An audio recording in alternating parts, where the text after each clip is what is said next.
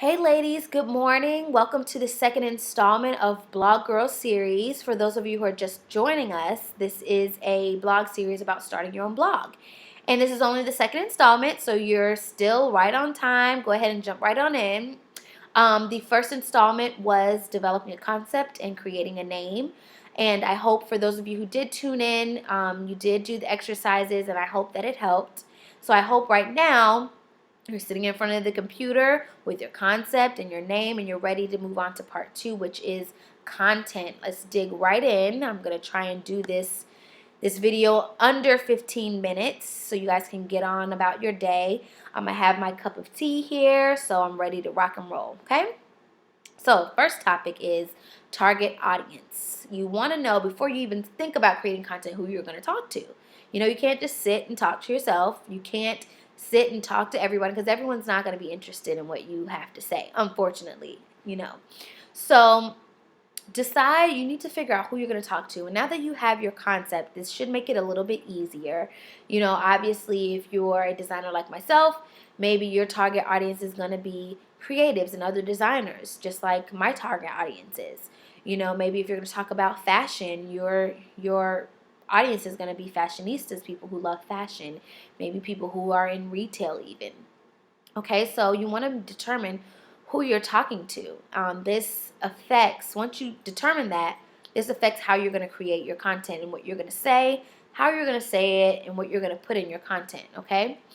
So for instance, say for instance you're a writer, you know, your content is probably going to be mostly written because your audience is probably going to be writers like yourself. So versus someone who is more creative like myself, a designer, my target audience are visual people, you know, so I'm going to have more images, more graphics, things like that. Okay. So once you figure out who you're talking to, let's get into planning your content. And this is a very big part of blogging. You want to be an organized blogger. Okay, especially if you're going to be posting every single day, like most bloggers do, you want to make sure that you are organized. And we have what we like to call in this community a blog planner or an editorial calendar. Okay, and so the one I'm currently using, I wanted to share with you. I recently got it printed up and everything. Is this planner called the Blog Action Planner. It's by a fellow creative of mine. She's a designer and a blogger over at the Native New Yorker. See it here. And she created this wonderful planner. It's very thorough. It's 270 pages. Can you imagine? And what I love about this planner is that not only does it cover everything from A to Z, but each month it has a specific topic for you to focus on. I mean, you guys, I can't even sit here. I could take up a whole entire post talking about this planner. It's awesome. Sorry, I was trying to find the topic, but this month's topic is engage. And so that's what, you know, we're focusing on in this planner. And so I just want to show you also that I started using this planner with my blog series, and I planned out my entire blog series with this planner. I'm sure you can't see it, but it covers everything from the blog post content to how frequently I'm going to post to if I'm going to have any guest bloggers, you know, to whether I'm going to have a discount or a giveaway. It's awesome. So I definitely encourage you to get this planner if you're just starting out, especially. And I put the link down in the description. It's only $12. Awesome planner. Okay, so and you don't have to use that one obviously, but you definitely want to make sure that you are make sure that you are planning your content in some type of way just to be more efficient. It makes it a lot more easier and organized. Okay, and so if you remember, if you were with me last week and I gave you the activity of creating a bubble chart, I created my own. Okay, and this will help you with your planning as well. I started personally with myself in the middle, and then I branched out and I did all the different creative, mostly the creative aspects of me. I did design, I did creative lifestyle, have a small little branch here for personal things because I also like to talk about a few lifestyle things, and then a new branch, and this is an announcement to everyone. I recently Got a job as a visual stylist for a luxury department store, which I'm very, very excited about. I can't share the name, obviously, but this is a new branch for me, and I definitely want to start creating content around that. For those of you who know me, I love visual merchandising, and I want to incorporate that with my graphic design and branding. So I'm very excited about that, and you'll be seeing a lot more of that on my blog, okay? So, sorry, side note. Anyway, from these branches, I branched off and did topics. I'll do a couple, for example. Creative lifestyle. I love looking at office spaces and creative workspaces. So that's one branch. I have another one. What are other creatives doing?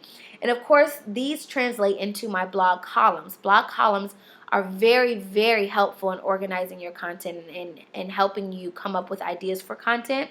So for instance, for the what other creatives are doing, that translates into my creative crush column, where I talk about and interview other creatives, and highlight what they're doing. And I have creative workspaces, which translate into my dreamy workspaces column, okay?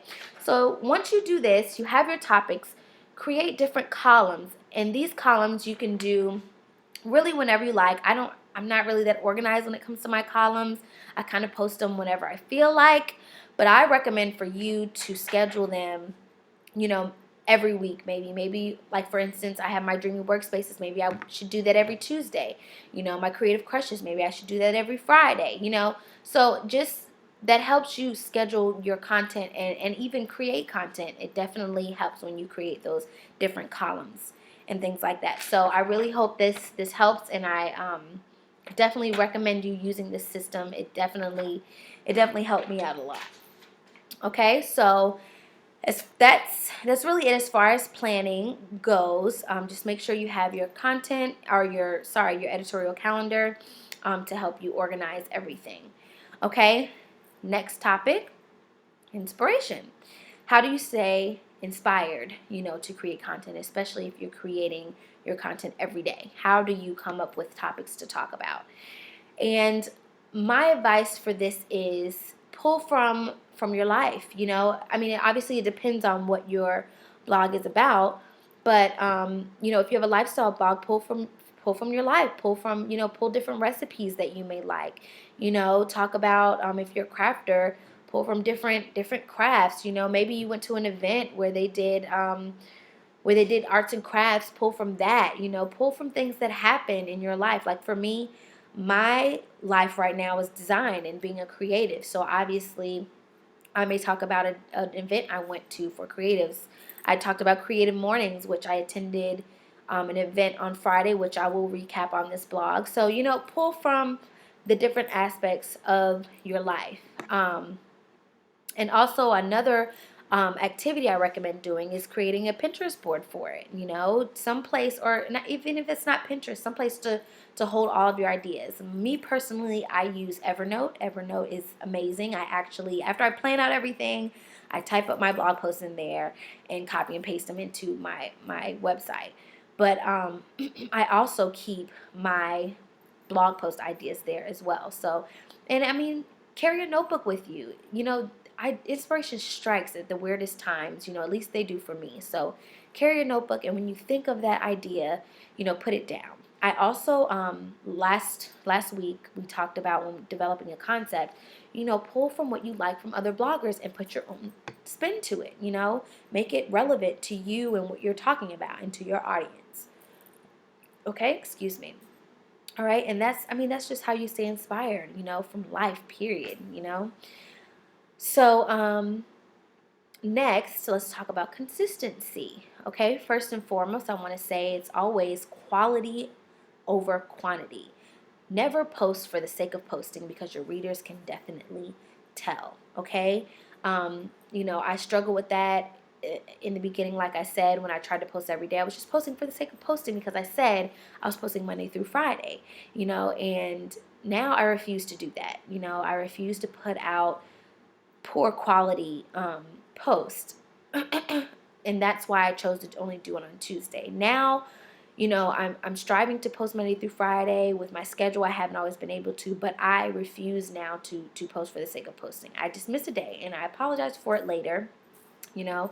And I definitely plan on getting better with posting regular content as my schedule regulates. So, but my advice to you is just do not post for the sake of posting. You know, we can always tell, and then people stop reading, and you don't want that. You want people to listen to what you have to say.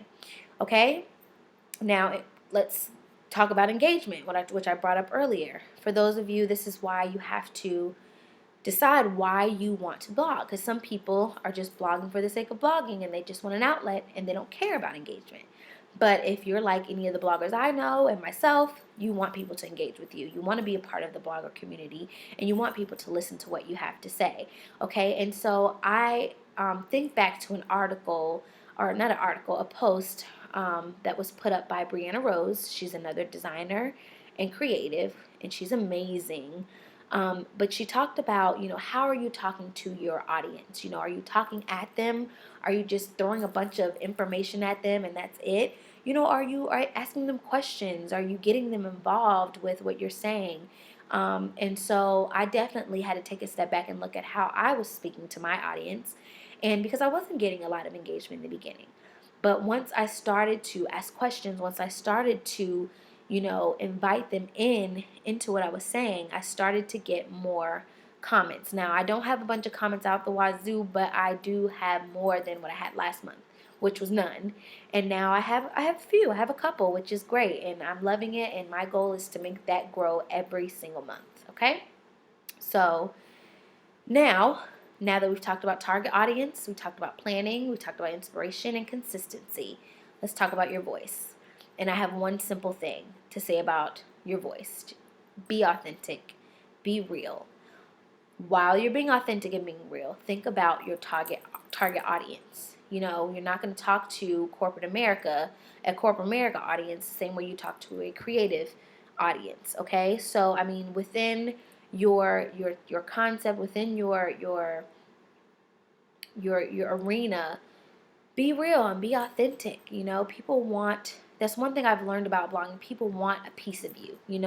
I don't give out too much about my personal life, but I do give a little bit. And I also try to talk to my audience the way I would talk to, one of my girlfriends. This is exactly how I would talk to one of my girlfriends if I were talking about blogging, for example. So I definitely recommend that for you. Be real, be authentic, have fun with it, because people can always tell when you're not being yourself, okay?